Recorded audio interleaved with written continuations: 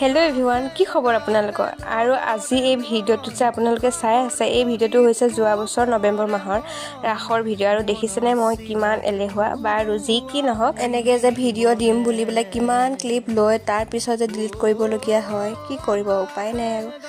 বাৰু আমি আহি পালোহি, আৰু আহি পোৱাৰ লগে লগে বায়ে চাহ দিলে আৰু একদম চাহ খাই একদম লাগি গ'লোঁ, কিয়নো আৰু 3গৰাকী আছে যিহেতু, আৰু 10টা বজাৰ আগতে মই ৰেডি কৰি দিব লাগিব।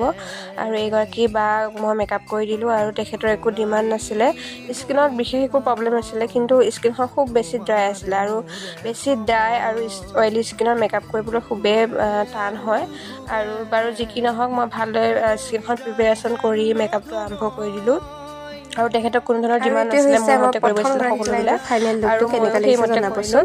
আৰু তাৰপিছতে আমাৰ ছেকেণ্ডগৰাকী ক্লায়েণ্ট, আৰু তেখেতে মানে কাপোৰযোৰ লগত মিলাই পেলাই কৰিব দিছিলে, তেখেতৰ কোনো ডিমাণ্ড নাছিলে, খালি ৰেড কালাৰ লিপষ্টিক ল'ব, আৰু ময়ো সেইমতে কৰিলোঁ। আৰু এয়া বায়ে মোক মেকআপ কমপ্লিট হৈ গ'ল, আৰু এইটো হৈছে বাৰ ফাইনেল লুকটো, কেনেকুৱা লাগিছে। আৰু লাষ্টগৰাকী আছিলে এও, আৰু এই ভিডিঅ' ভালদৰে ল'ব নহ'ল, আৰু না ফটো ভালদৰে ল'ব পাৰিলোঁ, কিয়নো তেওঁলোকৰ আলহী আহিছিলে বহুত, সেইবাবে। আৰু তেখেতে একদম চিম্পুল বিচাৰিছিলে, আৰু ময়ো সেইমতে কৰি দিলোঁ।